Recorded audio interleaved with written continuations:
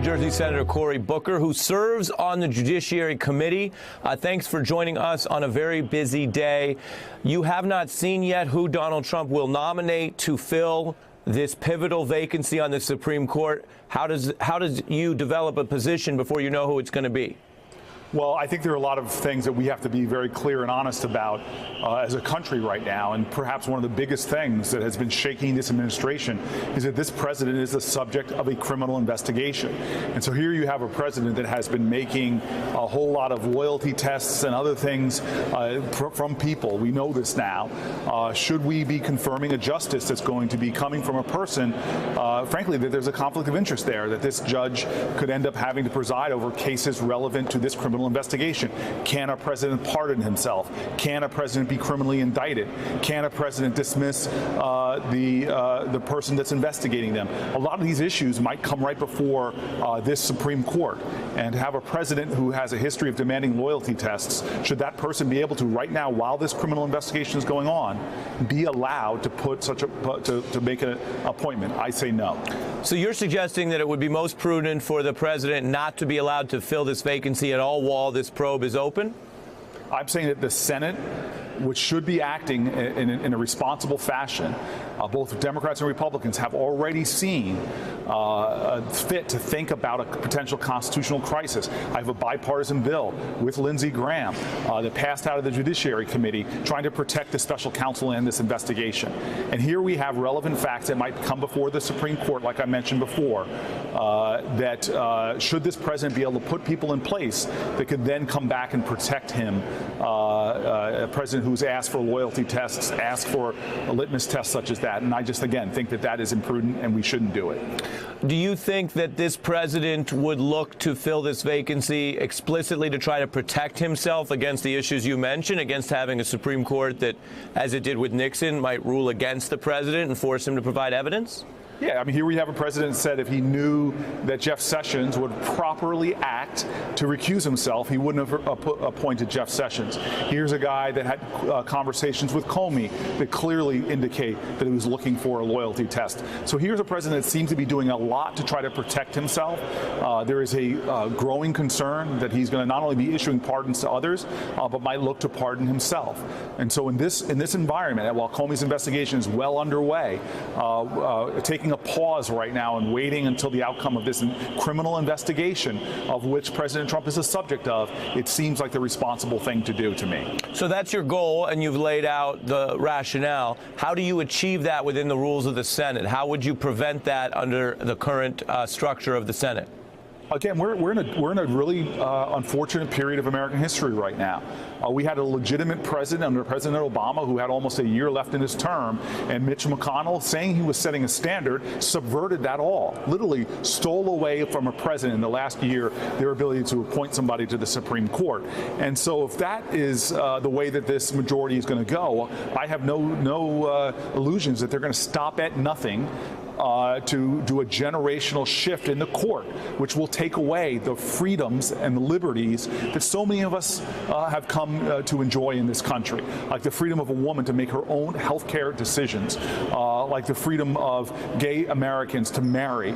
There are so many things that there are people on the right who have been saying, on the far right, that it's their intent to take away those freedoms from Americans. So I see this as a very dire period where there's a lot at stake, but I'm not conceding anything. We're going to have to fight this every step of the way, and I think that this is a time, especially for the American people, to be speaking up to make sure that their freedoms, which are in the balance right now, are protected. So I think what a lot of people want to know when they hear you say that, even if they agree with you, is how do you do that? On the Judiciary Committee, would you try to prevent the hearing from taking place of this eventual nominee? Would you be using boycotts? Would you be trying to disrupt a quorum? Would you be using a filibuster? What are the tactics you're going to use? Well, I'm not going to explain all the tactics necessarily and mete out a strategy here with you now, but there are a lot of conversations going on. And I'm not, again, I don't want to give any illusions that they don't have power, the numbers.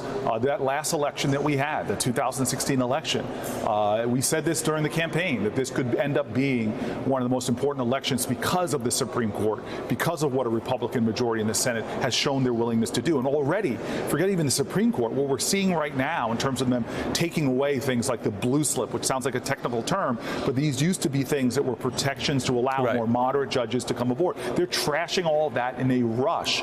This is a president who's appointed more people than any president in modern history because of the way that they're trampling over Senate procedures and Senate norms. And so I understand what we're in for. I understand that last election has in many ways undermined our ability to get a lot of this done. But I stand here before you right now as the fourth popularly elected African American in the history of our country to the United States Senate because of folks who did not accept even the most tortured decisions like Plessy versus Ferguson and more from the Supreme Court. They still stood up, they still fought, and they still reclaimed freedom and justice in our country. And that's the point where we are right now. And so I'm not going to mete out to you a strategy, but every American right now has to understand that the first thing to do is we cannot be silent while this is going on. Well, Senator, let me respectfully push you a little bit. You're saying something we've heard other legislators say, which is they don't want to do the strategy here on what is day one, the first full day since this news. I used to work in the Senate. That makes sense. I get what you're saying. And yet, the counter argument is that Mitch McConnell and Ted Cruz and these other colleagues, they did step up immediately and lay out their public strategy, which was no hearing, no consideration, no nothing for Merrick Garland. Now, as you know, and I think our viewers appreciate, the equities were different depending on who controlled the Senate.